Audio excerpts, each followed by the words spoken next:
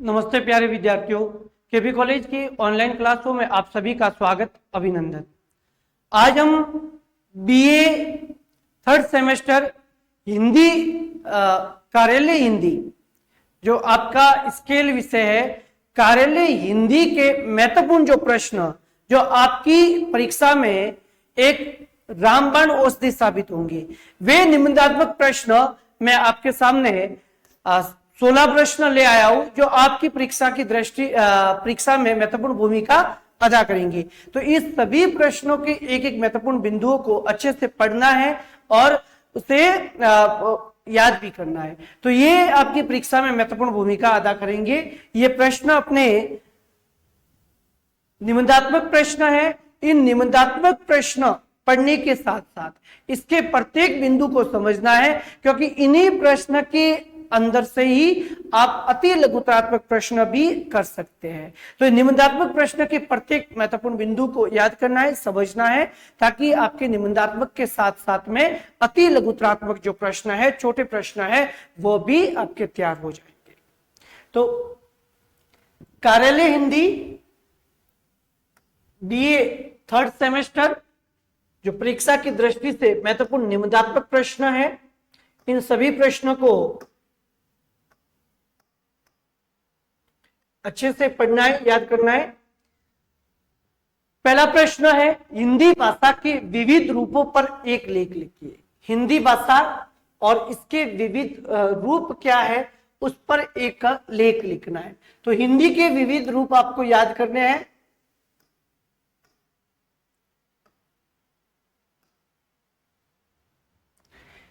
दूसरा महत्वपूर्ण प्रश्न है, राजभाषा और राष्ट्रभाषा के स्वरूप को स्पष्ट करते हुए हिंदी के मानकीकरण रूप पर प्रकाश डालिए। पहला प्रश्न, हिंदी के जो विविध रूप है उस विविध रूपों पर प्रकाश डालना है कि हिंदी के विविध रूप कौन कौन से हैं, जिसमें राजभाषा है, राष्ट्रभाषा है, संपर्क भाषा है, मातृभाषा है, ये आदि हिंदी के विविध रूप है। और राजभाषा और राष्ट्रभाषा को बताते हुए देवनागरी हिंदी के मानकीकृत रूप को स्पष्ट करना है। यह भी परीक्षा की दृष्टि से महत्वपूर्ण प्रश्न है। इन प्रश्न को अच्छे से दोनों को पढ़ना, समझते हुए पढ़ना है, ताकि इनके साथ निबंधात्मक के साथ साथ में छोटे अति लघुत्रात्मक प्रश्न भी आपके तैयार हो जाए। नेक्स्ट तीसरा प्रश्न है, राष्ट्रभाषा हिंदी की आवश्यकता और उसकी प्रमुख समस्याओं पर प्रकाश डालिए। अब राष्ट्रभाषा हिंदी है और इसकी आवश्यकता है, और राष्ट्रभाषा हिंदी की जो समस्या क्या है उस पर प्रकाश डालना है। चौथा प्रश्न है, राजभाषा हिंदी की संवैधानिक स्थिति को स्पष्ट करना है। राजभाषा हिंदी भारत की एक राजभाषा है और ये संवैधानिक की दृष्टि से संविधान ने उन्हें स्वीकृति प्रदान दी है, तो संवैधानिक दृष्टि से हिंदी राजभाषा पर प्रकाश डालना है। सन 1963 के राजभाषा अधिनियम के विषय में आप क्या जानते हैं? तो अधिनियम राजभाषा के अधीन एक अधिनियम आया था सन 1963 में। उस राजभाषा अधिनियम को बताते हुए प्रकाश डालना है, उस पर एक लेख लिखना है। नेक्स्ट छठा प्रश्न है, हिंदी भाषा के उद्भव को स्पष्ट करते हुए उसके विकास पर एक लेख लिखना है। हिंदी भाषा का उद्भव कैसे हुआ, हिंदी भाषा के उद्भव को समझाते हुए एक विस्तृत लेख लिखना है। हिंदी भाषा के 5 क्षेत्र थे, पूर्व पश्चिम, पूर्वी हिंदी, पश्चिमी हिंदी, पहाड़ी हिंदी और बिहारी राजस्थानी। ये हिंदी भाषा के 5 क्षेत्र थे। तो हिंदी का उद्भव कैसे हुआ और उस पर एक विस्तृत लेख लिखना है। नेक्स्ट 7वां प्रश्न है, देवनागरी लिपि। हिंदी की लिपि कौन सी है? देवनागरी लिपि है। तो देवनागरी लिपि के मानकीकरण की प्रक्रिया में किए गए सुधार के प्रयत्नों का वर्णन करते हुए देवनागरी लिपि के मानकीकृत रूप को स्पष्ट करना है। तो देवनागरी हिंदी के मानकीकृत रूप को स्पष्ट करना है। नेक्स्ट प्रश्न है 8वां प्रश्न,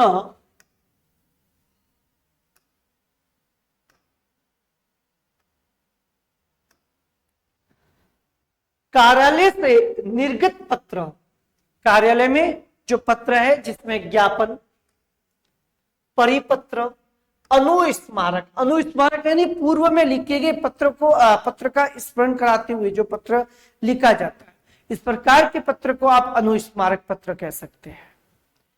अधिसूचना, आदेश, सूचनाएं और निविदा, जिसे अंग्रेजी में क्या कहते हैं, टेंडर, की विवेचना करना। तो कार्यालय से जो ये निर्गत पत्र है जिसमें ज्ञापन है, परिपत्र है, अनुस्मारक है और टेंडर है, निविदा, सूचनाएं है, अधिसूचना और आदेश, ये सभी इस निर्गत पत्रों पर पत्रों की विवेचना करनी है।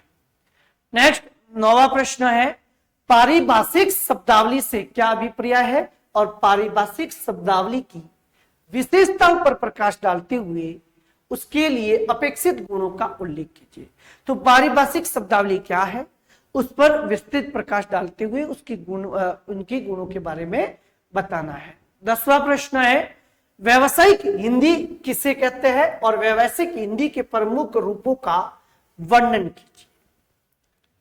व्यावसायिक हिंदी के बारे में बताइए। नेक्स्ट 11वां प्रश्न है, प्रारूप किसे कहते हैं और प्रारूप की विशेषताओं का वर्णन कीजिए। यह भी महत्वपूर्ण प्रश्न है जो आपकी परीक्षा में महत्वपूर्ण भूमिका अदा करेगा। नेक्स्ट, पत्र लेखन से आप क्या समझते हैं, एक अच्छे पत्र की विशेषताओं का वर्णन करते हुए पत्र के विभिन्न प्रकारों का वर्णन कीजिए।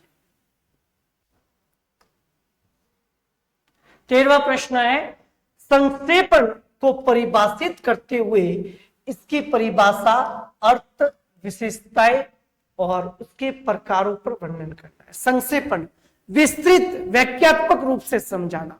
तो संक्षेपण को परिभाषित करते हुए उसकी परिभाषा, अर्थ और विशेषता और उसके प्रकारों पर विस्तृत वर्णन करना है। नेक्स्ट 14वां प्रश्न है, पलवन किसे कहते हैं, 100 उदाहरण विवेचना कीजिए तथा पलवन की रचना, प्रक्रिया एवं गुणों का वर्णन कीजिए। पलवन किसे कहते हैं और उसका निर्माण कैसे होता है, उनके गुणों पर वर्णन करना है। परीक्षा में इन्हीं प्रश्न की जो भाषा है वह बदल सकती है, लेकिन ये सभी प्रश्न आपकी परीक्षा में एक रामबाण औषधि साबित होंगे। नेक्स्ट 15वां प्रश्न है, कार्यालय प्रयोजनों में कंप्यूटर के अनुप्रयोग की विवेचना कीजिए। कार्यालय में कंप्यूटरों का क्या प्रयोग है, उसका क्या महत्व है, उसके बारे में विस्तृत बताना है। 16वां प्रश्न है, कार्यालय प्रयोजनों में लैपटॉप के अनुप्रयोगों की विवेचना कीजिए। और 17वां प्रश्न है, कुल 17 प्रश्न है, कार्यालय प्रयोजनों में वीडियो कॉन्फ्रेंसिंग के अनुसार अनुप्रयोग की विवेचना कीजिए। तो कार्यालय में वीडियो कॉन्फ्रेंसिंग की क्या भूमिका रहती है उसके बारे में विस्तृत बताना है। तो ये जो 17 प्रश्न है, इसके 17 प्रश्न के महत्वपूर्ण बिंदु को अच्छे से पढ़ना है, याद करना है और इनको अच्छे से पढ़ने से इन्हीं प्रश्न के अंदर से अधिकतर आप अति लघुत्रात्मक प्रश्न भी कर सकते हैं। पहला प्रश्न था, हिंदी के विविध रूपों पर प्रकाश डालिए। हिंदी भाषा और उसके विविध रूपों पर एक लेख लिखिए। परीक्षा की दृष्टि से महत्वपूर्ण प्रश्न है कि हिंदी भाषा और उसके रूपों पर एक लेख लिखना है। अब पहला है राजभाषा। राजभाषा अर्थात आप कह सकते हैं सरकारी कामकाज की भाषा। राजभाषा, राज सरकार के लिए शब्द है, तो जो सरकारी कामकाज की जो भाषा है उसे आप राजभाषा कह सकते हैं। वह भाषा जिसे संविधान ने स्वीकृति प्रदान की गई है। जैसे भारत की जो राजभाषा है वह हिंदी है और हिंदी को राजभाषा का जो दर्जा है वह 14 सितंबर 1949 को हिंदी को राजभाषा का दर्जा दिया गया और उसी से 14 सितंबर को लेकर हिंदी दिवस के रूप में मनाया जाता है।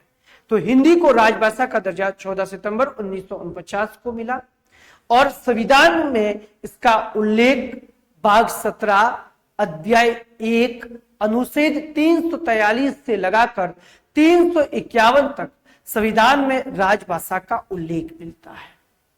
भाग 17 अध्याय 1 के अंतर्गत अनुच्छेद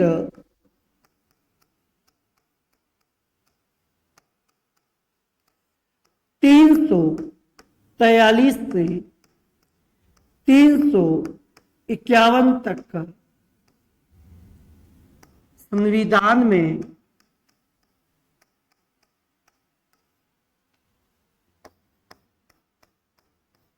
राजभाषा का उल्लेख मिलता है।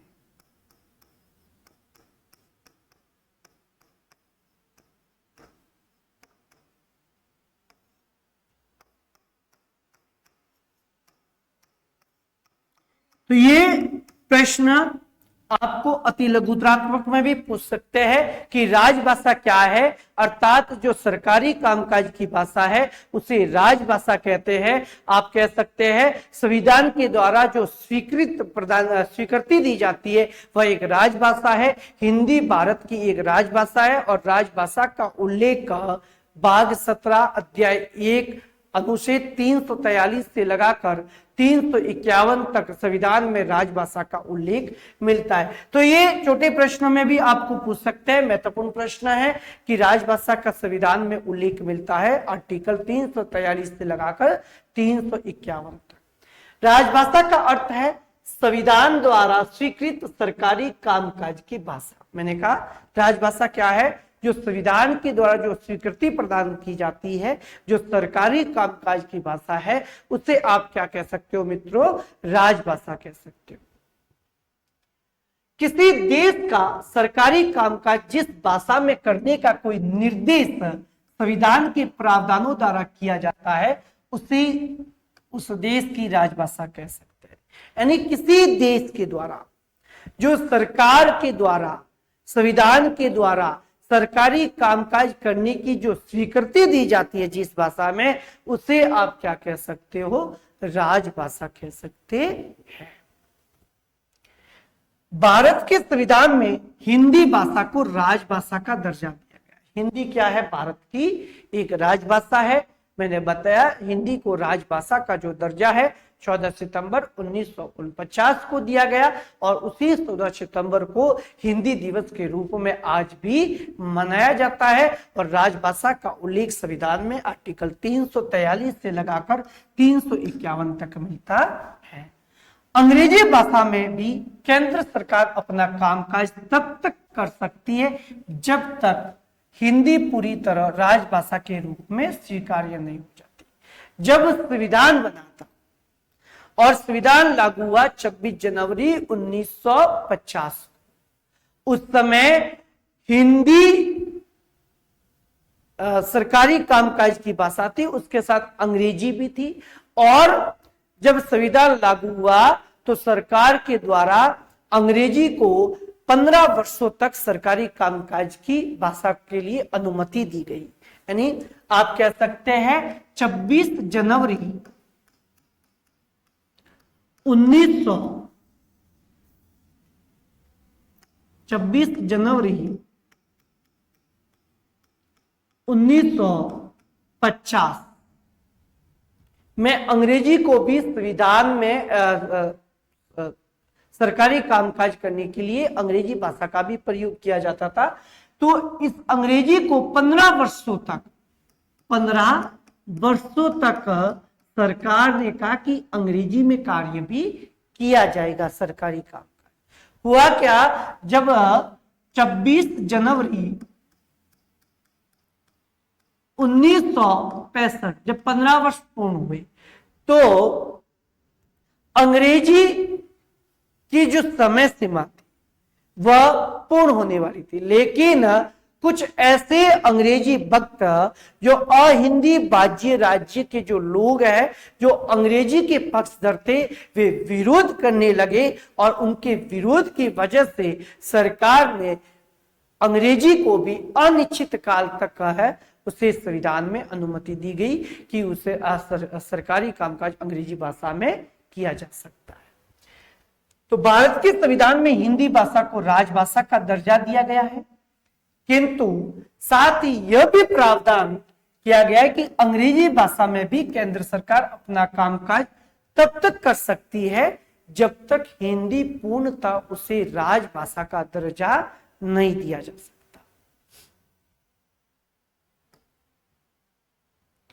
हिंदी राजभाषा की स्थिति और उसके सामने क्या चुनौतियां थी? तो प्रारंभिक स्थिति सन 1950 संविधान लागू हुआ था, उस समय हिंदी को राजभाषा का दर्जा 14 सितंबर, और अंग्रेजी के प्रयोग को 15 वर्ष की समय सीमा बताई गई। मैंने बताया कि अंग्रेजी में भी सरकारी कामकाज किया जाएगा, जिसकी समय सीमा 15 वर्षों तक बढ़ाई गई। यानी आप कह सकते हो 26 जनवरी 1950 से लगाकर 26 जनवरी 1965 तक अंग्रेजी में सरकारी कामकाज किया जाएगा। संवैधानिक संशोधन, अब फिर संवैधानिक संशोधन क्या, जब ये दिन आया सन 1965 समय पूरा हुआ 15 वर्ष तक, तो कुछ अंग्रेजी वक्तों ने आंदोलन किया, इसीलिए अंग्रेजी की जो समय सीमा है वह अवधि को क्या किया, अनिश्चित काल के लिए बढ़ाया गया। संविधान में संशोधन हुआ, संवैधानिक संशोधन हुआ कि अंग्रेजी को अनिश्चित समय तक, अनिश्चित काल तक आगे बढ़ाता है।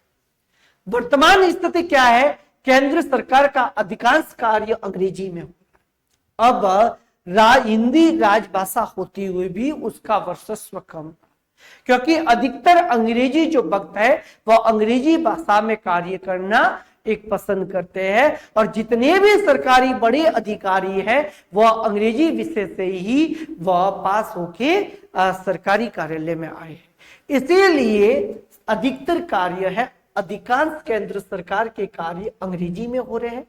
हिंदी पूरी तरह से स्थापित नहीं है।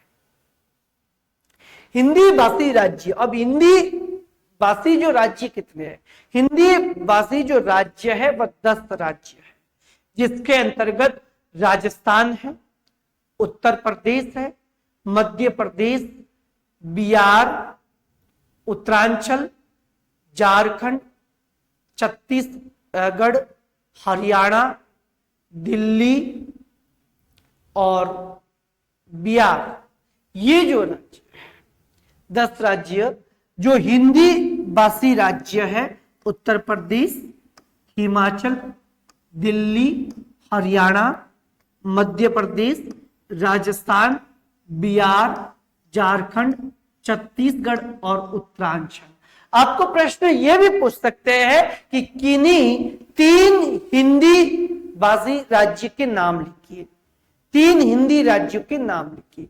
तो ये 10 हिंदी राज्य है, जिसमें बिहार, उत्तरांचल और उत्तर प्रदेश, मध्य प्रदेश, राजस्थान, दिल्ली, हरियाणा आदि राज्य है, इसके अंतर्गत आते हैं। कुछ ऐसे क्षेत्रीय राज्य है जो भाषा है, जो पंजाब जाकी राजभाषा पंजाबी है, बंगाल की बंगला है, आंध्र प्रदेश की तेलुगु है, कर्नाटक की कन्नड़। इन राज्यों में भी अंग्रेजी का प्रयोग किया जाता है।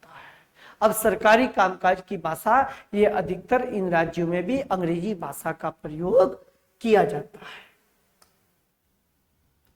फिर राष्ट्रभाषा और राजभाषा में क्या अंतर है, राष्ट्रभाषा और राजभाषा में अंतर और उसकी स्थिति को बताना है। अब ये एक अति लघुत्रात्मक प्रश्न भी बन सकता है कि राजभाषा किसे कहते हैं, राष्ट्रभाषा किसे कहते हैं, राजभाषा की संवैधानिक स्थिति को बताइए, या किन्हीं 2-3 हिंदी राज्य के नाम लिखिए, या राजभाषा और राष्ट्रभाषा में अंतर स्पष्ट कीजिए।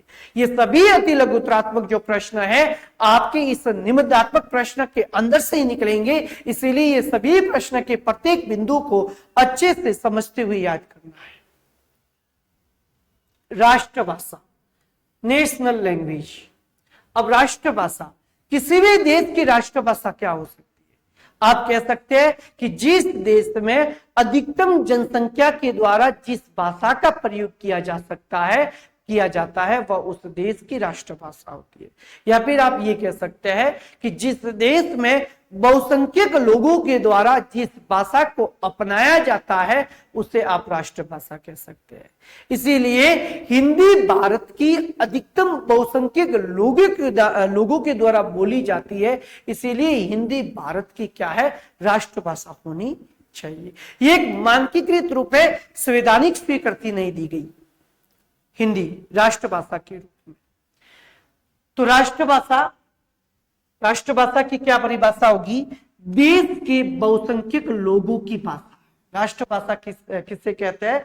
जिस देश में अधिकतम बहुसंख्यक लोगों के द्वारा जिस भाषा को बोला जाता है उसे आप उस देश की राष्ट्रभाषा कह सकते हैं। अपने महत्व के कारण राष्ट्र के विस्तृत भूभाग में जनता द्वारा अपनाई जाती है। अब बहुसंख्यक लोगों के द्वारा बोली जाती है तो वह किसी भी देश में एक विस्तृत बड़े भूभाग में अपनाई जाएगी, क्योंकि अधिकतम जनसंख्या के द्वारा जो प्रयोग किया जा रहा है, जैसे हिंदी भारत की राष्ट्रभाषा है और इसे भारत के 10 राज्यों में बोली जाती है। स्वतः राष्ट्रभाषा का पद प्राप्त करती है। अब ऐसी भाषा जो बहुसंख्यक लोगों के द्वारा और एक विस्तृत बड़ी भूभाग क्षेत्र में बोली जाती है तो वह स्वतः ही एक राष्ट्रभाषा का रूप धारण कर लेती है। हिंदी भारत की राष्ट्रभाषा है क्योंकि वह इस कसौटी पर खरी उतरती है, क्योंकि वे बहुसंख्यक लोगों के द्वारा बोली जाती है और एक विस्तृत क्षेत्र में बोली जाती है, इसीलिए वह स्वतः ही एक राष्ट्रभाषा का रूप लेती है। अब राजभाषा कह सकते हैं सरकारी कामकाज की भाषा, जिसे आप ऑफिशियल लैंग्वेज कह सकते हो। संवैधानिक स्थिति, राजभाषा की संवैधानिक स्थिति क्या है? राजभाषा अर्थात सरकारी कामकाज की भाषा, संविधान द्वारा स्वीकृत वह भाषा जिसमें संघीय सरकार अपना कामकाज करती है। जिसमें संविधान संघ सरकार है, जिस भाषा में कामकाज करती है वह उस देश की क्या हो सकती है? राजभाषा होती है। संवैधानिक तौर पर घोषित सरकारी कामकाज की भाषा है। राजभाषा क्या है? संवैधानिक तौर पर सरकारी कामकाज की भाषा है और सरकार के द्वारा उसे स्वीकृत किया जाता है। भारतीय संविधान भाग 17 अध्याय 1 आर्टिकल 343 से 351, अनुच्छेद 343 से 351 संघ की राजभाषा हिंदी और लिपि क्या होगी? देवनागरी। तो अनुच्छेद 343 से 351 में ये उल्लेख मिलता है कि भारत की राजभाषा हिंदी होगी और उसकी लिपि देवनागरी होगी। तो सभी जो ये एक एक पंक्ति है, एक एक महत्वपूर्ण बिंदु आपकी परीक्षा में महत्वपूर्ण भूमिका अदा करेंगे। निष्कर्ष में आप देखेंगे हिंदी भारत में राजभाषा है और बहुसंख्यक लोगों की भाषा होने के कारण राष्ट्रभाषा भी है। हिंदी राजभाषा भी है और एक राष्ट्रभाषा भी है। राष्ट्रभाषा कैसे हुई? क्योंकि ये बहुसंख्यक लोगों के द्वारा बोली जाती है, एक विस्तृत भूभाग में इसे अपनाया जाता है, इसीलिए वह उस देश की या भारत की हिंदी राष्ट्रभाषा होनी चाहिए। संवैधानिक मान्यता से जुड़ी हुई है। अब ये राष्ट्रभाषा जो राजभाषा है, जो राजभाषा क्या है? संवैधानिक मान्यता से जुड़ी हुई है, जबकि राष्ट्रभाषा का संविधान से कोई सीधा संबंध नहीं है। राजभाषा का संविधान से संबंध है, राष्ट्रभाषा का संबंध संविधान से नहीं है, क्योंकि राष्ट्रभाषा एक मानकीकृत रूप है।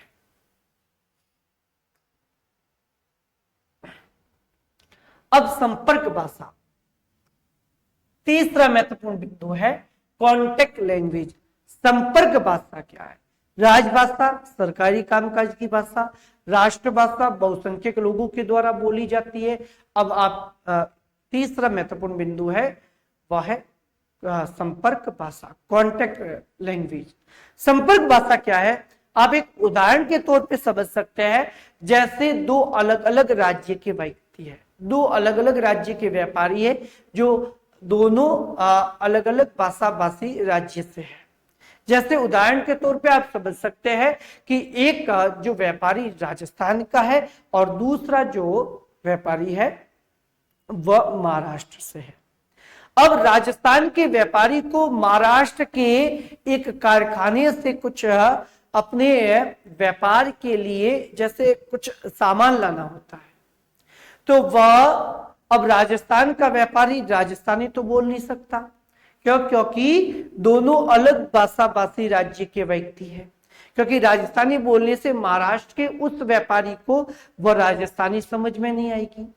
तो राजस्थान के व्यापारी को क्या मराठी तो आती है नहीं, तो फिर वह किस भाषा में बात करेगा? तो वह राजस्थान का जो व्यापारी है, जो महाराष्ट्र के एक व्यापारी से बात करेगा, वह हिंदी भाषा में बात करेगा। तो हिंदी भाषा उनकी एक क्या हुई, संपर्क का माध्यम बन गई, क्योंकि दोनों अलग अलग भाषा भाषी राज्य के व्यक्ति थे और दोनों ने जिस भाषा को संपर्क बनाया, माध्यम बनाकर संपर्क किया, वह एक संपर्क भाषा है। जैसे हिंदी उनकी क्या हो गई, एक संपर्क भाषा हुई। तो वैसे संपर्क भाषा जिसे आप कह सकते हैं कॉन्टेक्ट लैंग्वेज, परिभाषा दो व्यक्ति जो विभिन्न भाषा भाषी हो। मैंने अभी बताया एक राजस्थान का है, एक जैसे महाराष्ट्र का है, तो दोनों अलग भाषा भाषी राज्य के व्यक्ति है, भाषा में बात करते हैं। अब जिस भाषा में वे बात करते हैं, तो उन्होंने कौन सी भाषा अपनाई? हिंदी।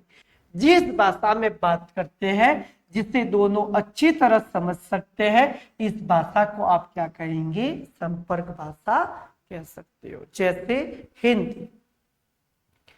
डॉक्टर भोलानाथ तिवारी के अनुसार जो भाषा अन्य लोगों से संपर्क के काम आए उसे संपर्क भाषा कहते हैं।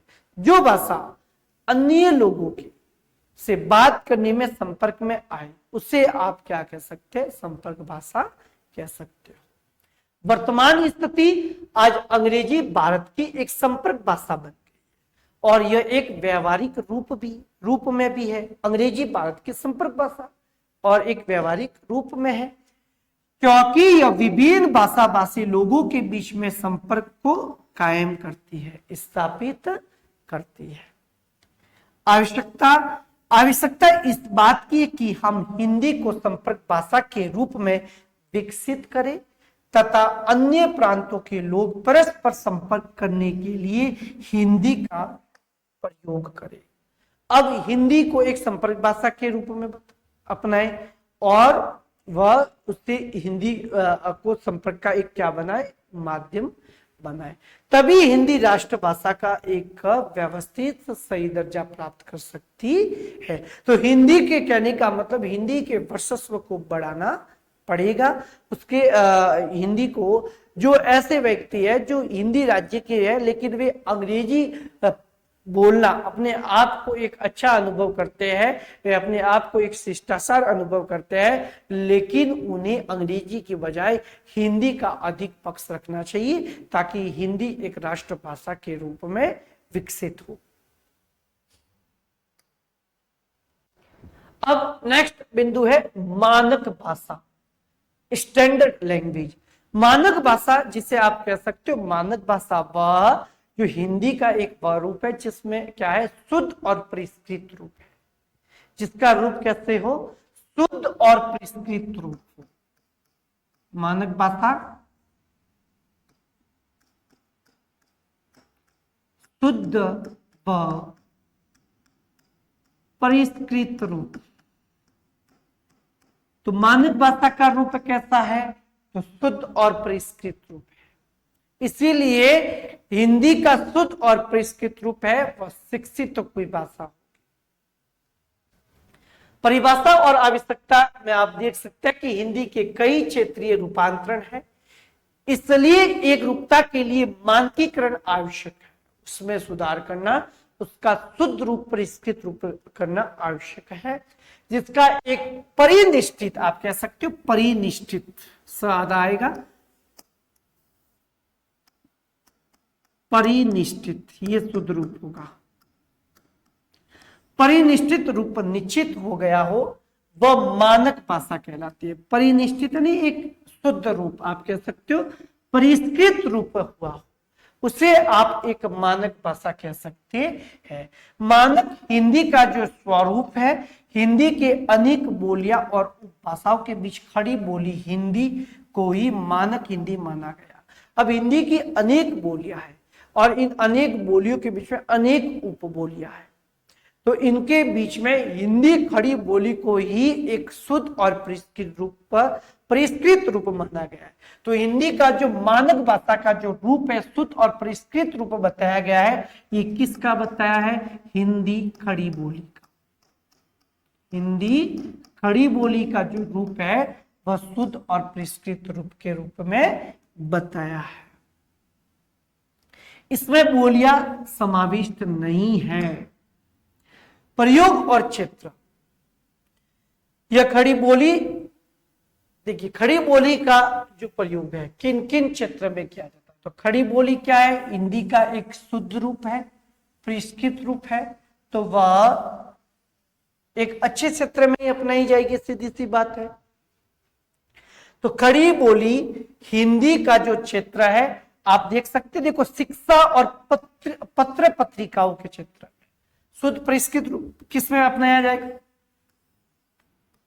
शिक्षा के क्षेत्र में, स्कूलों के क्षेत्र में और न्यूज पत्रिकाओं के क्षेत्र में और जनसंचार के माध्यमों में। तो ये शुद्ध परिष्कृत रूप है जो शिक्षा के क्षेत्र में, पत्र और पत्रिकाओं और संचार माध्यमों में प्रयुक्त होती है। क्योंकि अनपढ़ व्यक्ति तो हिंदी का शुद्ध परिष्कृत रूप अपना नहीं सकता, इसीलिए शिक्षा के क्षेत्र में और पत्र पत्रिकाओं में और जनसंचार माध्यमों में इसका प्रयोग होता है। यह अहिंदी भाषी क्षेत्रों में भी प्रचारित है और नगरों में पढ़े लिखे लोगों द्वारा प्रयुक्त होती है। नगरों में पढ़े लिखे लोगों के द्वारा ही प्रयुक्त होगी, क्योंकि हिंदी का एक कैसा रूप है? स्टैंडर्ड रूप है, मानकीकृत रूप है, शुद्ध परिष्कृत रूप है। दूसरा प्रश्न है, राजभाषा और राष्ट्रभाषा के स्वरूप को स्पष्ट करते हुए हिंदी के मानकीकरण पर प्रकाश डालिए। अब राजभाषा और राष्ट्रभाषा के स्वरूप को बताते हुए, स्पष्ट करते हुए हिंदी के मानकीकरण रूप पर प्रकाश डालता है। अब राजभाषा और राष्ट्रभाषा की परिभाषा आगे पढ़ चुके आप। चलिए, राजभाषा क्या है? राजभाषा अर्थात संविधान द्वारा स्वीकृत। एक मिनट, आपने जो अभी पहले प्रश्न में मानक भाषा, संपर्क भाषा, राजभाषा और राष्ट्रभाषा के बारे में पढ़ा। एक और इसमें आप पॉइंट लिख सकते हैं, वह है मातृभाषा। मातृभाषा, मातृभाषा यानी अर्थात मां की भाषा, अर्थात जो बालक है अपने परिवार के द्वारा जिस भाषा को सीखता है, उसे बोलता है, उसे आप मातृभाषा कह सकते हैं। मातृभाषा उतनी आवश्यक है जैसे बच्चे के शारीरिक विकास के लिए मां के दूध की आवश्यकता होती है, उतने मानसिक विकास के लिए राष्ट्रभाषा की आवश्यकता होती है। गांधी जी ने कहा है कि बच्चे के शारीरिक विकास के लिए मां के दूध की आवश्यकता, उतनी मानसिक विकास के लिए मातृभाषा की आवश्यकता। अंतरराष्ट्रीय मातृ दिवस कब मनाया जाता है? तो अंतरराष्ट्रीय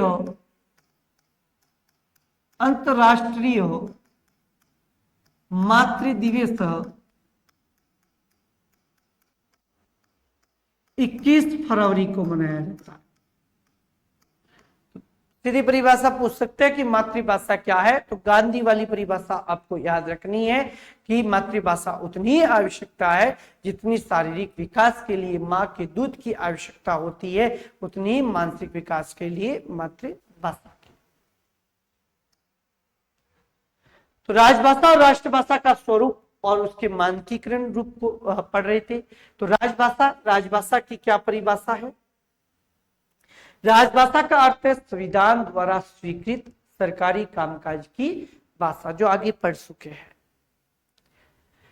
किसी देश का सरकारी कामकाज जिस भाषा में करने का कोई निर्देश संविधान के प्रावधानों द्वारा दिया जाता है वह उस देश की राजभाषा कही जाती है। सही बात है कि जिस किसी अन्य देश में, जैसे भारत की राजभाषा हिंदी है, उसी तरह जिस देश में संविधान के द्वारा सरकारी कामकाज करने के लिए उसे जिस भाषा की स्वीकृति दी जाती है वह उस देश की क्या होती है, राजभाषा होती है, राजभाषा कहलाती है। जैसे भारत की राजभाषा हिंदी है क्योंकि उसे संविधान ने स्वीकृति दी है। अब राजभाषा की संवैधानिक स्थिति क्या है? तो संवैधानिक स्थिति देखिए, अब दोनों को एक ही तरह लेवल बराबर बताया है, हिंदी का और अंग्रेजी का। क्यों? क्योंकि अंग्रेजी को तो सन 1950 में 15 वर्ष तक ही संविधान के द्वारा माना गया था। कितने वर्षों तक? 15 वर्षों तक। लेकिन जब 15 वर्ष पूर्ण होने के पश्चात कुछ अंग्रेजी भक्तों ने विरोध किया, इसीलिए संविधान के द्वारा अंग्रेजी को भी अनिश्चित काल तक उसे सरकारी कामकाज के रूप में अपनाया जाने लगा। तो भारत के संविधान में हिंदी भाषा को राजभाषा का दर्जा दिया गया है, किंतु साथ ही यह भी प्रावधान किया गया है कि अंग्रेजी भाषा में भी केंद्र सरकार अपना कामकाज तब तक कर सकती है जब तक हिंदी पूरी तरह राजभाषा के रूप में स्वीकार नहीं की जाती। अब देखिए, सरकारी कामकाज की भाषा हिंदी थी, लेकिन संविधान ने यह निर्णय लिया कि अंग्रेजी का प्रयोग भी सरकारी कामकाज में तब तक किया जाएगा जब तक संविधान के द्वारा हिंदी को पूर्णतः राजभाषा का दर्जा नहीं दिया जाता। अब हुआ क्या? सन 1950 26 जनवरी 1950 को संविधान लागू हुआ। तीसरा बिंदु है ऐतिहासिक संदर्भ। 1950 में संविधान लागू होने के पश्चात अंग्रेजी के कार्यकाल को 15 वर्ष की सीमा तक माना गया था और 15 वर्ष पूर्ण होने के पश्चात कुछ अंग्रेजी भक्तों के द्वारा विरोध करने पर इस अंग्रेजी को भी संविधान के द्वारा अनिश्चित काल तक अपनाया जाने लगा। प्रारंभ में संविधान लागू होते समय सन 1950 में यह समय सीमा 15 वर्ष के लिए थी, किंतु बाद में संविधान संशोधन के द्वारा इस अवधि को अनिश्चित काल तक आगे बढ़ा दिया गया। वर्तमान स्थिति क्या है? Current situation. यह कारण है कि संविधान द्वारा हिंदी को राजभाषा घोषित किए जाने पर भी केंद्र सरकार को अधिकांश सरकारी कामकाज अंग्रेजी में हो रहे।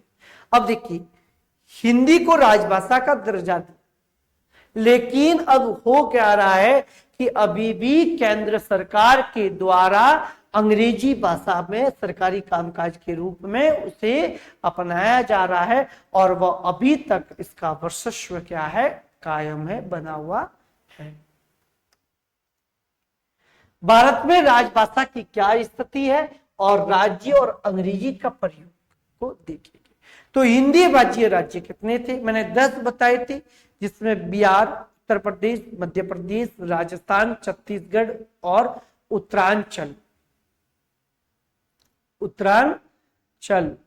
हरियाणा, दिल्ली, ये जो राज्य है हिंदी इस क्षेत्र में हिंदी जो अपनाई जाती है, जिसमें देखिए 10 राज्य हैं, उत्तर प्रदेश, हिमाचल, दिल्ली, हरियाणा, मध्य प्रदेश, राजस्थान, बिहार, झारखंड, छत्तीसगढ़ और उत्तरांचल।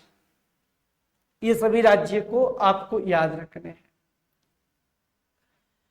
अन्य राज्य की राजभाषा और अंग्रेजी। अब अन्य राज्य की जो राजभाषा है वो वहां की, जैसे पंजाब की पंजाबी है, ठीक है। तो आप देखेंगे अन्य राज्य की राजभाषाओं में, जैसे पंजाब की क्या है? पंजाबी है, तो पंजाबी वहां की राजभाषा है। बंगाल की बंगला है, आंध्र प्रदेश की तेलुगु है और कर्नाटक की कन्नड़ है। इन प्रांतों में सरकारी कामकाज प्रांतीय भाषा के साथ साथ अंग्रेजी में हो रहा, हिंदी का यहाँ पे प्रयोग ही नहीं।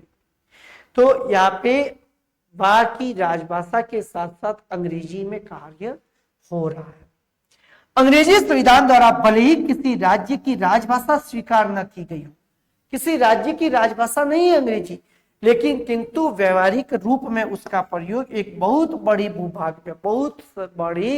भूभाग में सरकारी कर्मचारियों के द्वारा सरकारी कामकाज में उसे अपनाया जा रहा है।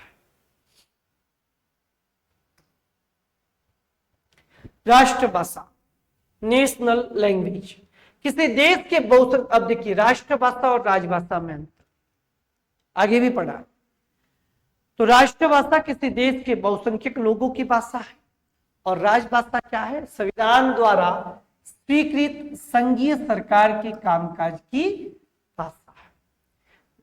राष्ट्रभाषा बहुसंख्यक लोगों के द्वारा अपनाई जाती है, बोली जाती है, और राजभाषा संविधान के द्वारा स्वीकृत सरकारी कामकाज की भाषा। स्वतः राष्ट्रभाषा का पद प्राप्त करती है, अब बहुत बड़े विस्तृत भूभाग में बोली जाती है, इसीलिए बहुसंख्यक लोगों के द्वारा बोली जाती है, इसीलिए राष्ट्रभाषा ने स्वतः रूप धारण किया राष्ट्रभाषा का। लेकिन से संवैधानिक दर्जा दिया गया, संविधान के द्वारा स्वीकृत किया गया। तीसरा बिंदु, हिंदी भारत की राष्ट्रभाषा है। क्यों? क्योंकि ये सभी नियम के अंतर्गत खरी उतरती है। अनुच्छेद 3 और राजभाषा का मुख्य बिंदु है, अनुच्छेद 343 से 351 तक राजभाषा विषय प्रावधान मिलता है। राजभाषा का उल्लेख अध्याय 1 भाग 17 अनुच्छेद 343 से 351 तक में राजभाषा का उल्लेख मिलता है। संविधान से कोई लेना देना नहीं है, अब राष्ट्रभाषा का संविधान से कोई संपर्क नहीं है, लेकिन राजभाषा का संविधान से संपर्क है, क्योंकि ये संघ की राजभाषा हिंदी और लिपि क्या होगी? देवनागरी होगी। ये संविधान में उल्लेख मिलता है, लेकिन राष्ट्रभाषा का संविधान से कोई संबंध नहीं है। हिंदी भारत में राजभाषा है और बहुसंख्यक लोगों की भाषा है, और बहुसंख्यक लोगों के होने के कारण राष्ट्रभाषा भी है। एक व्यवहारिक रूप में देखा जाए तो ये भारत की राष्ट्रभाषा है। कौन सी? हिंदी। राजभाषा संवैधानिक मान्यता प्राप्त है, जबकि राष्ट्रभाषा जनता के द्वारा उसे स्वीकृति दी गई है। संविधान ने नहीं माना, जनता ने राष्ट्रभाषा को जो हिंदी को राष्ट्रभाषा के रूप में माना है। अब देखिए, राष्ट्रभाषा हिंदी के गुण और क्या महत्व है? राष्ट्रभाषा देश के बहुसंख्यक लोगों के द्वारा प्रयोग में लाई जाती है। सारे बिंदु वही आ रहे, आपको अच्छे से याद रखना है। उसमें उच्च कोटि के साहित्यिक रचनाएं हुई। अब हिंदी के अंतर्गत उच्च कोटि की साहित्यिक रचना हुई, जैसे तुलसी के द्वारा रामचरितमानस लिखा गया अवधि में, ठीक है। ब्रज भाषा में सूरदास के द्वारा सूरसागर लिखा गया। तो ऐसी कई साहित्यिक रचनाएं हैं जो महान रचना हिंदी के अंतर्गत हुई है। उसका शब्द भंडार विस्तृत एवं समृद्ध है। हिंदी का जो शब्द भंडार है विस्तृत है और समृद्ध, वह व्यापक क्षेत्र में वैवत है, व्यापक बड़े क्षेत्र में अपनाई जाती है। उसका व्याकरण सरल है और नियमाबद्ध है। हिंदी का जो व्याकरण सरल और नियमबद्ध है। उसकी लिपि सुस्पष्ट और वैज्ञानिक नहीं, वैज्ञानिक कह सकते, वैज्ञानिक है। तो हिंदी की लिपि जो सुस्पष्ट है, सरल है और एक वैज्ञानिक लिपि है। सातवां बिंदु, वह राष्ट्रीय संस्कृति का प्रतिनिधित्व करती है। वह भाषागत राष्ट्रीय एकता में भी सहायक है। हिंदी के अतिरिक्त अन्य किसी भाषा में ये गुण विद्यमान नहीं है। अब हिंदी के अतिरिक्त अंग्रेजी में ये गुण विद्यमान नहीं है, क्योंकि हिंदी एक शुद्ध मानकीकृत रूप है, उसका व्याकरण विस्तृत है और ये एक वैज्ञानिक लिपि है, नियमबद्ध है, सरल है, सुगम है। अंत में हिंदी भारत की राष्ट्रभाषा के पद पर प्रतिष्ठित हो सकती है। उपयुक्त विवेचना के आधार पर यह कहा जा सकता है कि हिंदी भाषा में राष्ट्रभाषा बनने की क्षमता विद्यमान है। और जो अंग्रेजी अपनाने वाले लोग भले ही हिंदी का भी विरोध कर रहे हैं, जो अंग्रेजी के जो पक्षधर व्यक्ति है वे भले ही हिंदी का क्या करते हैं, विरोध कर रहे हैं, किंतु यह ध्रुव सत्य है, अटल सत्य है, ध्रुव सत्य है कि हिंदी भारत की क्या है, एक राष्ट्रभाषा है और एक दिन यह अंतर प्रांतीय भाषा के रूप में संपर्क भाषा बनकर अंग्रेजी के वर्चस्व को क्या कर देगी, समाप्त कर देगी। देखिए, आपने भारतेंदु हरिश्चंद्र ने भी अपने देश की उन्नति के लिए निज भाषा को महत्व दिया है, यानी अपनी भाषा को महत्व दिया है। लेकिन कुछ लोग जो है हिंदी के वर्चस्व को कम करना चाहते हैं और वे अंग्रेजी भाषा का प्रयोग करना अपने आप को गर्व की अनुभूति समझते हैं। तो एक दिन ये हिंदी भाषा राष्ट्रभाषा का रूप लेगी। देवनागरी लिपि का मानकीकरण रूप। अब देवनागरी लिपि का जो मानकीकरण रूप है वह क्या है? लिपि में एक रूपता और वैज्ञानिकता है। अब देवनागरी हिंदी की जो लिपि है वह सटीक है और एक वैज्ञानिक रूप है उसका। मानकीकरण का अर्थ आप देखेंगे कि लिपि के विविध स्तरों पर पाई जाने वाली विषम रूपता को दूर कर उसमें एक रूपता लाना ही मानकीकरण है। अब उसके अंतर्गत जो विषमता है उसे हटाकर उसे एक मानकीकृत रूप देना, एक रूपता लाना ही उसका मानकीकरण है। एक ध्वनि को अंकित करने के लिए विविध लिपि चिन्हों में से एक को मान्यता दी जाती है। अब अलग अलग विविध लिपि चिन्हों के अंतर्गत से किसी एक को मान्यता दी जाती है। जैसे आप उदाहरण के तौर पे आप देख सकते हो, हिंदी का जो मानक रूप है, स्टैंडर्ड जो फॉर्मूला है, ये इसे अपनाया गया है, जिसमें देखिए ये जो अ है इसे एक अमानक रूप बताया है, या फिर जो ये है इस रूप में बताया गया है, तो ये भी एक अमानक रूप में बताया गया है। तो इसका शुद्ध स्टैंडर्ड जो रूप है, फॉर्मूला है, वह ये है। इनमें से प्रथम जो पंक्ति है वह एक मान्य रूप है और द्वितीय पंक्ति को अमान्य के रूप में स्वीकार किया गया।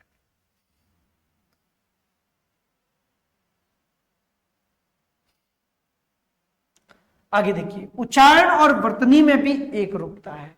हिंदी के मानकीकरण रूप में उच्चारण में भी शुद्धता है और वर्तनी लिखने की दृष्टि में भी सटीकता अपनाई गई है, अंग्रेजी की तरह नहीं है। तो आप देखेंगे जैसे ध्वनियों के उच्चारण में भी एक रूपता लानी आवश्यक है। क्षेत्रीय उच्चारण के कारण लोग अलग अलग ढंग से एक ही ध्वनि का उच्चारण करते हैं। अब एक ही ध्वनि, अब हिंदी में उच्चारण में भी एक रूपता अपनाई गई है, लेकिन कुछ क्षेत्रीय असर की वजह से, ये बता रहा है क्षेत्रीय उच्चारण के कारण लोग अलग अलग ढंग से एक ही ध्वनि का उच्चारण करते हैं। जैसे आप देखेंगे कि हिंदी का जो यहाँ पे शुद्ध रूप बताया गया है, जो या पहले उदाहरण के तौर पे बताया पैसा, तो इसे एक मानक उच्चारण शुद्ध रूप बताया गया। दूसरा है अमानक उच्चारण रूप बताया गया, जो कोई पैसे को पैसा भी बोलते हैं, पैसा भी बोलते हैं। तो ये जो पैसा और पैसा शब्द है इसे अमानक रूप में अपनाया गया है और इसका शुद्ध जो उच्चारण है वह है पैसा। इनमें से पहला उच्चारण ही एक मानक उच्चारण है, शेष दो क्या है, ठीक नहीं है। वर्तनी की एक रूपता भी भाषा की शुद्धता के लिए परम आवश्यक है। शुद्ध रूप में लिखना हिंदी की एक विशेषता है, अशुद्धियों को मिटाना। तो वर्तनी की एक रूपता भी इस शुद्धता के रूप में आवश्यक मानी जाती है, क्योंकि देवनागरी लिपि में ई और देखिए ई और ई तथा ये और ए के प्रयोग कहाँ करने चाहिए और कहाँ नहीं। इसमें भी कुछ लोग हैं जो इस गलतियां करते हैं, अशुद्ध रूप में इसकी वर्तनी को अपनाते हैं। तो ई और ई तथा ये और ए के प्रयोग कहां करने चाहिए और कहां नहीं, इस संबंध में भारत सरकार के शिक्षा मंत्रालय की वर्तनी समिति, अब एक शुद्ध वर्तनी समिति बनी हुई है, तो उसमें वर्तनी समिति ने कई महत्वपूर्ण निर्णय लेकर मानकीकरण की दिशा में एक उल्लेखनीय योगदान दिया है, जो एक निम्न अनुसार बताया गया है। देखिए, जैसे हिंदी व्याकरण का ई या ये का सही प्रयोग का होता है, संज्ञा शब्दों के अंत में ई का प्रयोग किया जाता है। जो भी संज्ञा शब्द है, जैसे आप देखेंगे मिठाई, तो ई का प्रयोग अंत में आ रहा है, भलाई, बुराई, लड़ाई, पढ़ाई और खुदाई। तो संज्ञा जो शब्द है, संज्ञा शब्दों के अंत में ई का प्रयोग आता है। वही भूतकालिक जो क्रिया है, जो बीत चुकी है, भूतकालिक क्रियाएं पुल्लिंग, यहां से उसका क्या होता है, अंत होता है। भूतकालिक जो क्रियाओं के अंतर्गत जो पुल्लिंग शब्द है, उसका जो अंत है वो या से है। जिन क्रियाओं के भूतकालिक पुल्लिंग एक वचन रूप के अंत में या आता है, एक वचन पुल्लिंग है और वह भी एक वचन रूप में है, तो उसके अंत में क्या आता है, या आता है। हिंदी का ये मानकीकरण रूप बता रहा है, शुद्ध वर्तनी रूप बता रहा है उच्चारण की दृष्टि से। उसके बहुवचन रूप में अब भूतकाल की जो क्रिया है, जो पुल्लिंग है लेकिन एक वचन न होकर बहुवचन रूप में है, तो ने और स्त्रीलिंग के रूप में ही आता है। जैसे आया, अब आया का जो बहुवचन रूप है, वह बहुवचन में अगर स्त्रीलिंग है, तो जैसे वह आई, तो आई हुआ, तो स्त्रीलिंग के रूप में क्या आएगा, ई आता है। और वही बहुवचन रूप में है, तो क्या आएगा, ये आए। क्या आया, बहुवचन रूप में ने और स्त्रीलिंग रूप में ही आता है। तो आई और आए ये शुद्ध रूप है बहुवचन रूप में। और जैसे गया, तो गई और गए हो जाएगा, ये इसके शुद्ध रूप हो जाएगा। भूतकालिक क्रियाएं पुल्लिंग में आ से उसका अंत होता है। भूतकालिक क्रियाओं में पुल्लिंग में आ से अंत होता है। जिन क्रियाओं के भूतकालिक पुल्लिंग एक वचन के अंत में आ आता है, अब एक वचन के अंत में क्या आएगा, आ आएगा। जैसे आप देखेंगे बहुवचन रूपों में और स्त्रीलिंग रूपों में ई का प्रयोग होता है।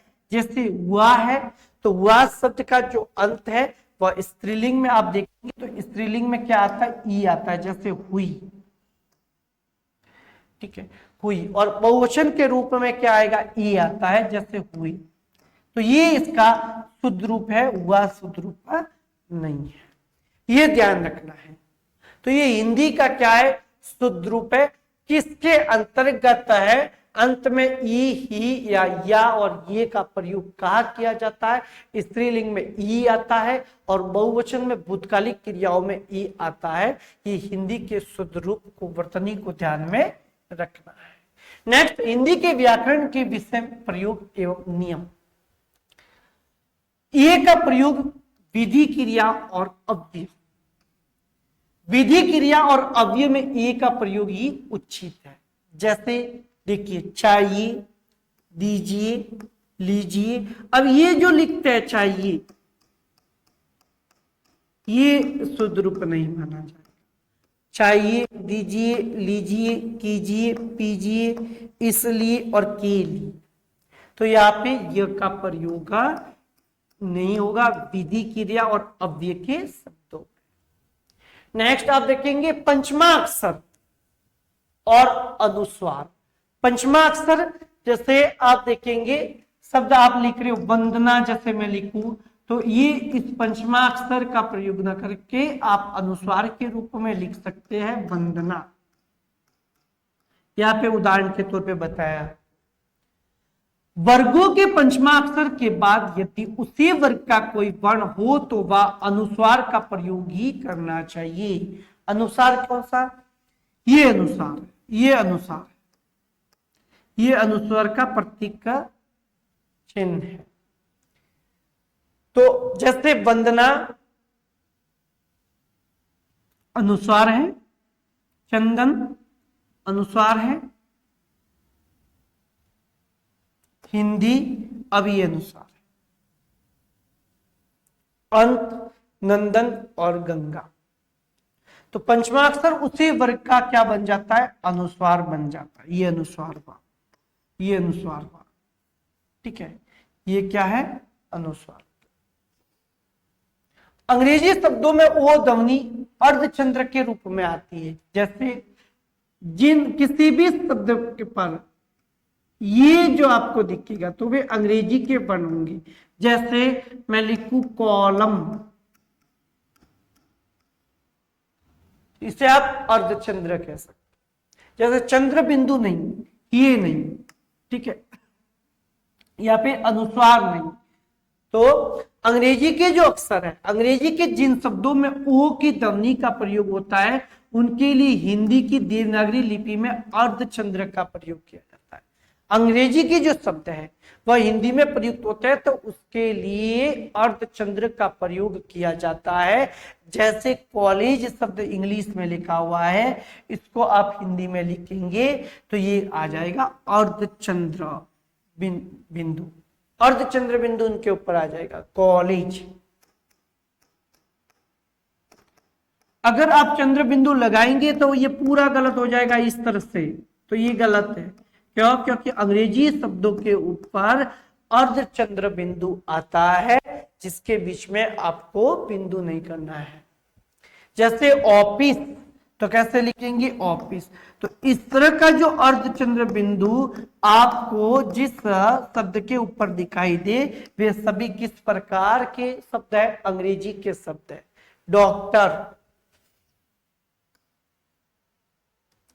संस्कृत के जो शब्द विसर्ग युक्त है, विसर्ग लगे हुए होते हैं संस्कृत के शब्दों में, यदि वे तत्सम रूप में हिंदी में लिखे गए हो तो विसर्ग सहित लिखे जाने चाहिए। अगर उसका तत्सम रूप है, संस्कृत का शब्द है, तो उसे विसर्ग सहित लिखा जाता है।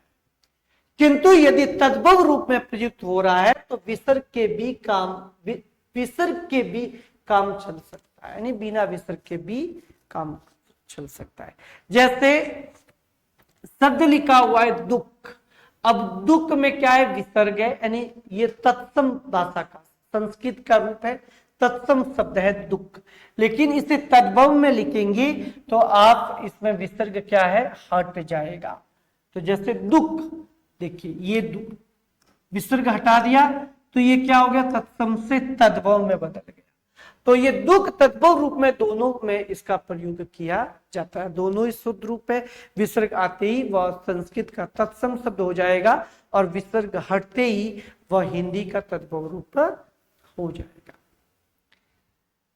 देखिए दोनों उदाहरण के तौर पे बताया, यहाँ पे तत्सम में दुख ये बताया, यहाँ पे तद्भव में ये दुख बताया, दोनों ही शुद्ध रूप के रूप में बताए हैं।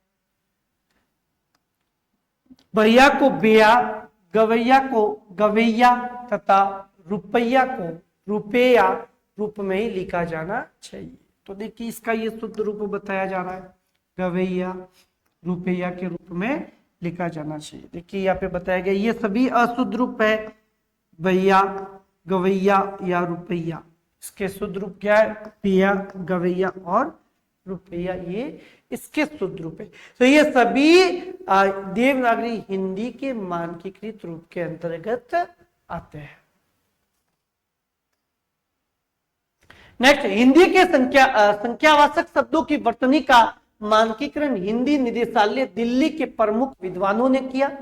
संख्यात्मक रूप को अपनाया जिसमें अशुद्ध लिखे जाने वाले कुछ शब्दों का मानक शुद्ध रूप यहाँ पे प्रस्तुत किया जा रहा है।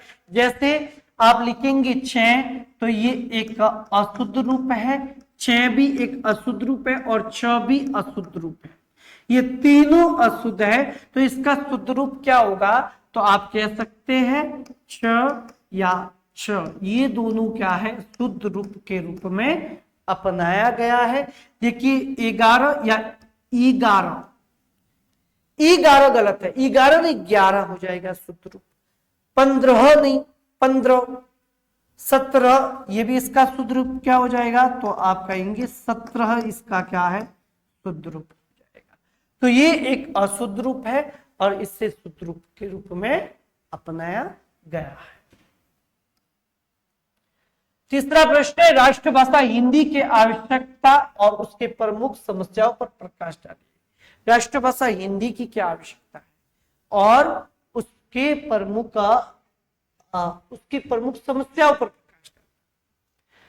किसी भी विकसित देश के लिए राष्ट्रभाषा बहुत आवश्यक होती है। अब देश को अगर विकसित रूप में पहुंचाना है तो उसके लिए उसकी जो राष्ट्रभाषा है उस भाषा में कार्य करना बहुत ही आवश्यकता है। इसलिए भारतेंदु हरिश्चंद्र ने कहा कि प्रत्येक देश जो अपने देश की उन्नति है वह निज भाषा से ही देश की उन्नति हो सकती है। इसीलिए किसी भी विकसित देश के लिए राष्ट्रभाषा बहुत उसके लिए आवश्यक है। भारत आजाद तो हो गया लेकिन अंग्रेजी का प्रभाव अभी भी बना हुआ है। भाषा की इस गुलामी को खत्म करना जरूरी है। अब भारत देश आजाद जरूर हुआ है लेकिन भाषा जो अंग्रेजी है, अंग्रेजी की गुलामी से अभी तक भारत आजाद नहीं हुआ। क्यों? क्योंकि अभी भी भारत के अधिकतर ऐसे व्यक्ति हैं जो अंग्रेजी भाषा बोलते हैं और अंग्रेजी में प्रयोग करना अपने आप को भी सम्मानजनक समझते हैं। लेकिन अंग्रेजी का प्रभाव अभी भी बना हुआ है। भाषा के इसी गुलामी को क्या करना है, खत्म करना बहुत ही जरूरी है। तभी हिंदी को एक राष्ट्रभाषा के रूप में आप देख सकते हैं।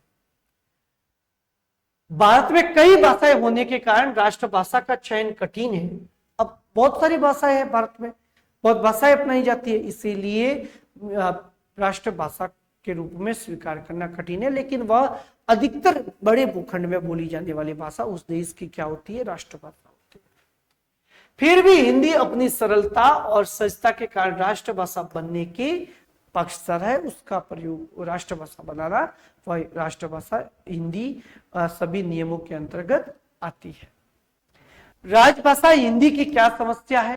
अब राजभाषा हिंदी है, उसकी क्या समस्या है? तो ये पूर्णतः राजभाषा नहीं बन सकी है। अब अभी तक हिंदी पूर्णतः राजभाषा नहीं है क्योंकि अभी भी हिंदी के साथ साथ सरकारी कामकाज की भाषा अंग्रेजी भी है और कुछ अन्य राज्यों में जैसे पंजाब में भी अंग्रेजी के साथ साथ वहां की पंजाबी भाषा में प्रयोग किया जाता है। इसीलिए पूर्णतः हिंदी राजभाषा नहीं बन सकी। इनके कुछ प्रमुख कारण निम्न है।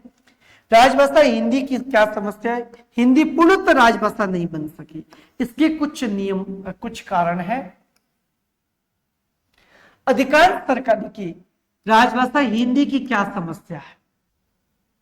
तो अधिकार सरकारी अधिकारी अंग्रेजी के पक्के भक्त हैं और वे सरकारी जिस सरकारी पद पर नियुक्त हुए हैं वह अंग्रेजी पढ़कर ही हुए हैं। वे अंग्रेजी के ही माध्यम से चयनित होकर राजकीय सेवा में आए।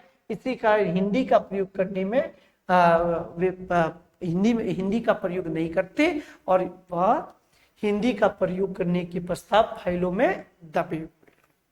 तो जितने भी बड़े अधिकारी है वो अंग्रेजी पढ़कर ही सरकारी पद पर नियुक्त हुए हैं। तो ये भी एक समस्या है हिंदी को पूर्णतः राजभाषा के रूप में अपनाने में। दूसरा बिंदु, अंग्रेजी अंग्रेजों की भाषा है और अंग्रेजों ने बहुत समय तक इस देश में शासन किया। इसीलिए अंग्रेजी का व्यवहार करना लोग उच्चता और गौरव का प्रतीक समझते हैं। अब देखिए, अंग्रेजी अंग्रेजियों की भाषा है और इस भारत देश में अंग्रेजों ने लंबे समय तक शासन किया और कुछ लोग इसीलिए अंग्रेजी भाषा का प्रयोग करना अपने आप में अच्छा अनुभव करते हैं। लोगों में देशभक्ति, राष्ट्रीयता, अपनी संस्कृति से लगाव है वह धीरे धीरे कम होता जा रहा है। तो अपने भारत की जो भाषा है हिंदी और देश के प्रति जो लगाव है, देशभक्ति है, राष्ट्रीयता है, संस्कृति के प्रति जो स्नेह है, मोह है, प्रेम है, वह धीरे धीरे क्या होता जा रहा है, क्षीण होता जा रहा है, कम होता जा रहा है। इसीलिए राजभाषा का महत्व भी घटता जा रहा है। हिंदी की वर्णमाला में 52 अक्षर है इसीलिए टाइपराइटर, कंप्यूटर और छापे खाने का काम हिंदी में उतनी शीघ्रता से नहीं कर पाते जितनी अंग्रेजी के माध्यम से होता है। अब देखिए, हिंदी वर्णमाला में कुल 52 अक्षर है और टाइपराइटर, कंप्यूटर और छापे खाने में जो 52 हिंदी के जो वर्ण है उसमें हिंदी में लिखने की अपेक्षा अंग्रेजी के 26 वर्णों में लिखना भी अपने आप को सुगम समझते हैं। इसीलिए हिंदी का धीरे धीरे वर्चस्व क्या है, कम होता जा रहा है। ये राजभाषा की एक विशेष समस्या है हिंदी की। तो ये सारे जो चारों बिंदु हैं आपको अच्छे से याद रखना है। अंग्रेजी के पक्के वक्त और बड़े अधिकारी अंग्रेजी पढ़कर ही ये पद पर नियुक्त हुए हैं और हिंदी का प्रयोग अपनाना अपने आप को वे शर्मिंदी में महसूस करते हैं। अंग्रेजी को बोलना वे गर्व अनुभव करते हैं। तो ये सभी हिंदी को एक राजभाषा और राष्ट्रभाषा बनाने में एक महत्वपूर्ण समस्या है।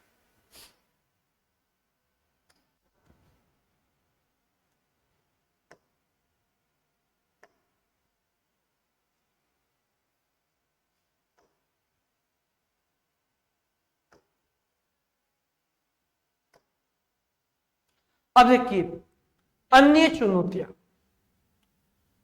विदेशों से संपर्क का माध्यम भी क्या है, अंग्रेजी है। इसलिए ये हिंदी की एक राजभाषा बनने में समस्या है। विदेश जाने के इच्छुक लोग अंग्रेजी का व्यवहारिक ज्ञान करने के लिए पूर्ण रूप से अंग्रेजी का व्यवहार करते हैं। अब देखिए, विदेशों से जो संपर्क किया जाएगा तो अंग्रेजी भाषा में किया जाएगा, तो ये भी एक हिंदी के सामने एक महत्वपूर्ण चुनौती है। और कुछ ऐसे भारत के नवयुवा जो विदेश जाना चाहते हैं वे भी अंग्रेजी के पक्षधर है। तो ये हिंदी के सामने एक विशेष चुनौतियां है और उसी के चिंतन में वे लगे रहते, अंग्रेजी पढ़ना सीखते, जानना चाहते, उसी के चिंतन में है। इसीलिए हिंदी का व्यवहार धीरे धीरे वे भूलते जाते हैं। सुप्रीम कोर्ट ही नहीं, हाई कोर्ट और अधिकांश जो जिला कोर्ट है, नीचे के कोर्ट है, सुप्रीम कोर्ट, हाई कोर्ट और जिला कोर्ट है, जितने भी सरकारी कामकाज है वह अंग्रेजी भाषा में होते हैं। इसीलिए अंग्रेजी का प्रयोग और उसका वर्चस्व तीव्र गति से बढ़ता जा रहा है। तो समाधान क्या हो सकता है उसका, हिंदी की जो चुनौतियां है उसके सामने राजभाषा के रूप में, और उसके सामने जो समस्या आ रही है उसका निपटान कैसे किया जा सकता है, उसका उपाय क्या है। तो ये समस्या हिंदी के राजभाषा बनने के मार्ग में बाधा, ये सभी जो पहले पॉइंट पढ़े हैं वे हिंदी राजभाषा के रूप में एक विशेष बाधा डालते हैं। इनका समाधान निम्न रूप से किया जा सकता है, जैसे अंग्रेजी वक्त सरकारी अधिकारी धीरे धीरे सेवानिवृत्त हो जाएंगे। जितने भी अंग्रेजी जो अंग्रेजी पढ़कर ही सरकारी पद पर नियुक्त हुए हैं वे धीरे धीरे क्या हो जाएंगे, सेवानिवृत्त हो जाएंगे। तो नए जो अधिकारी है वह अंग्रेजी वक्त न बने, ये ध्यान रखना है।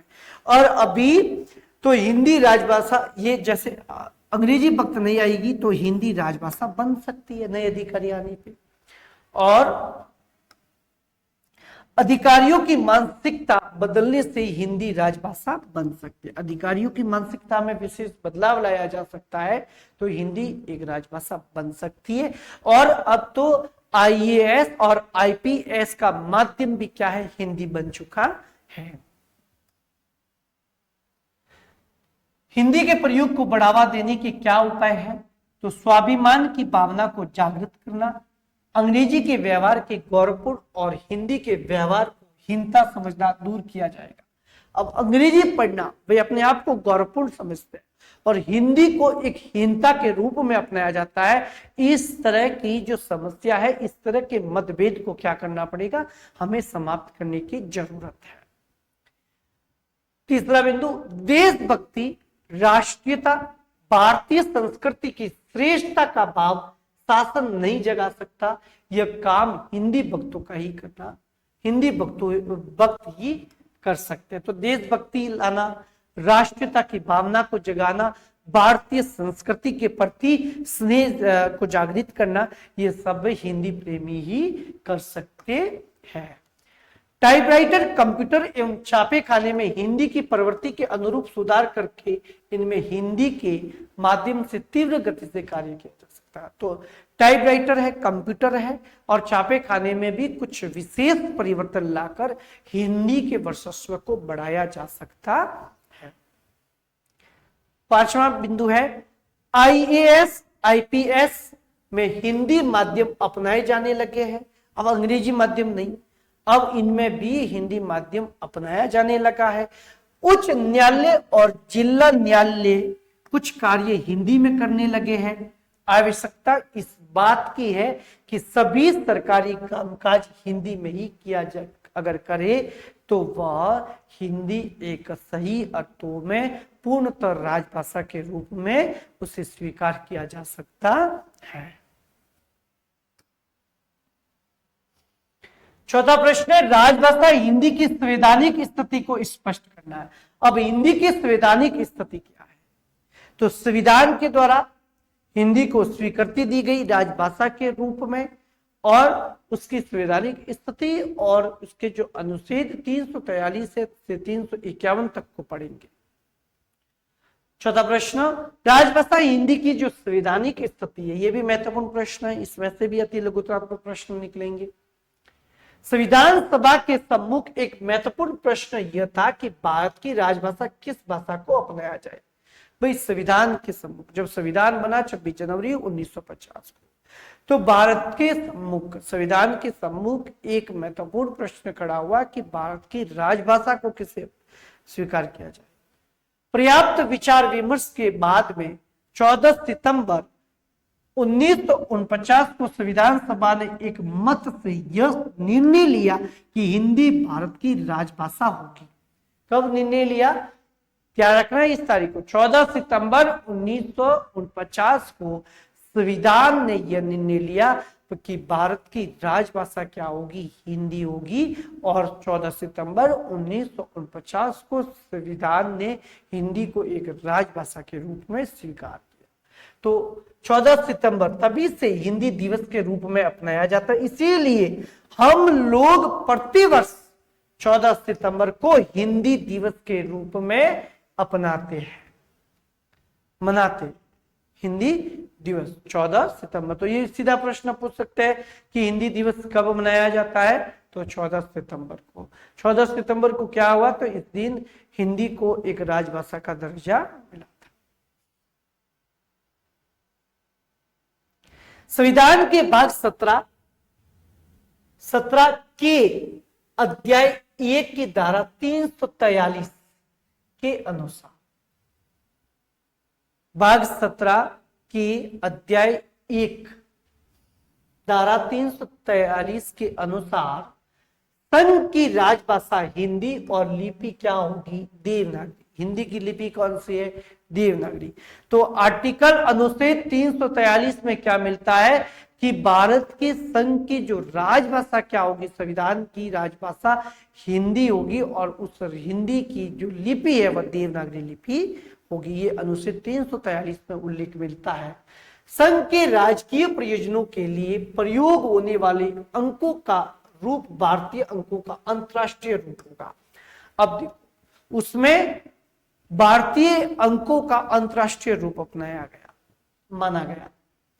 किंतु इसी धारा के अंतर्गत संविधान में अनुच्छेद 343 में जब राजभाषा स्वीकार की गई थी, उसी के अंतर्गत आर्टिकल 343 के अंदर ही यह भी प्रावधान कर दिया गया कि संविधान के प्रारंभ होने से 15 वर्ष की कालावधि के लिए उन सब राजकीय प्रयोजनों के लिए अंग्रेजी भाषा का प्रयोग किया जाएगा। तो संविधान को राजभाषा का दर्जा दिया। उस समय हिंदी को भी अंग्रेजी को भी सरकारी कामकाज की भाषा के लिए 15 वर्षों तक उसे मान्यता दी गई, जिसके लिए वह पहले से प्रयुक्त होती रही है। अंग्रेजी पहले से प्रयुक्त थी, सरकारी कामकाज की भाषा थी और उसे सन 1965 तक उसके समय सीमा को आगे बढ़ाया गया। भारतीय संविधान 26 जनवरी 1985 में आगे आपको बता चुका हूं। भारत का संविधान, भारतीय संविधान 26 जनवरी 1950 को लागू हुआ था और 15 वर्षों की उपरांत बाद में 26 जनवरी 1965 को समाप्त हो गई। अंग्रेजी की काल अवधि थी जो संविधान में सरकारी कामकाज की भाषा को अंग्रेजी को अपनाया गया था, उसकी जो समय सीमा थी वह 26 जनवरी 1965 को पूर्ण हो गई। देखिए यहां पे बताया गया है स्टार्ट कब हुई 1950, लेकिन इसका एंड 15 वर्षों तक समय सीमा थी। 15 वर्षों में ये सन 1965 में क्या हुई थी, एंड हो गई थी। लेकिन इसका विरोध किया गया और हिंदी राज्य के लोगों ने, इसीलिए इसे अनिश्चित काल तक कंटिन्यू की, यूज ऑफ इंग्लिश, अनिश्चित काल तक इसकी समय सीमा बढ़ाया गया 1965 के पश्चात। तो 1965 को समाप्त हो गई, किंतु राजनीतिक दबावों के चलते सरकार ने इस अवधि को आगे बढ़ा दिया। परिणामतः अंग्रेजी का प्रयोग राजकीय कार्यों में अब भी हो रहा है। भारत की राजभाषा होने पर भी हिंदी को अंग्रेजी से क्या करना पड़ रहा है, मुकाबला करना पड़ रहा है।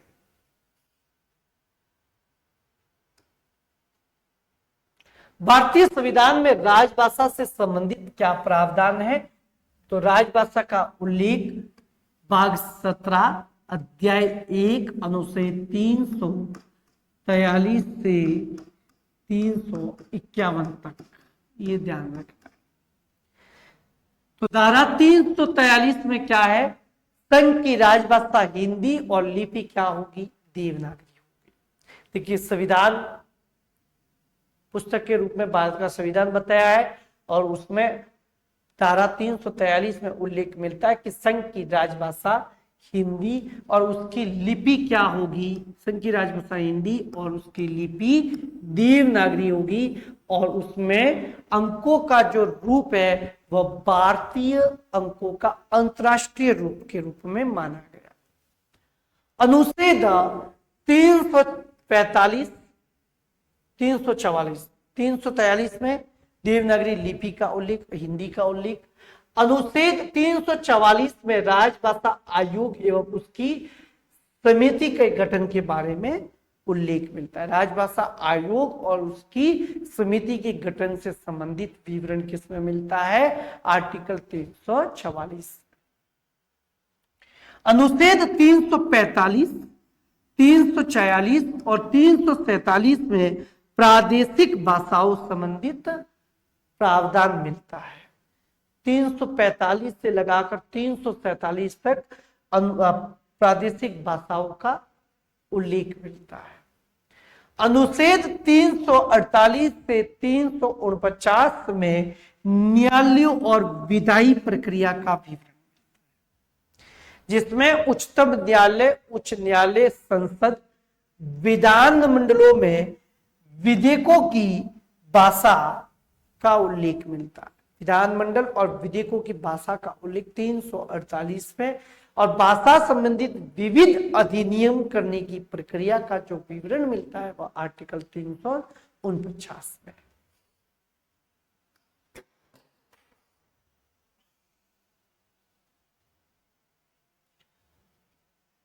महत्वपूर्ण अनुच्छेद में देखिए आप 349 में आपने देखा कि भाषा से संबंधित विधियां और अधिनियम का विवरण मिलता है।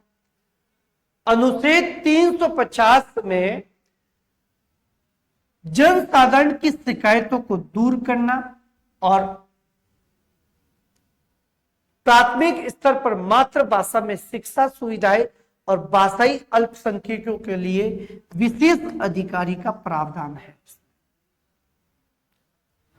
आर्टिकल 351 में हिंदी का जो विकास है, संघ का यह कर्तव्य होगा कि वह हिंदी भाषा का प्रचार बढ़ाए, अनुच्छेद 351 में, और उसका विकास करे ताकि वह भारत की सामाजिक संस्कृति के सभी तत्वों की अभिव्यक्ति का माध्यम बन सके। तो ये सभी महत्वपूर्ण बिंदुओं को ध्यान में रखना है।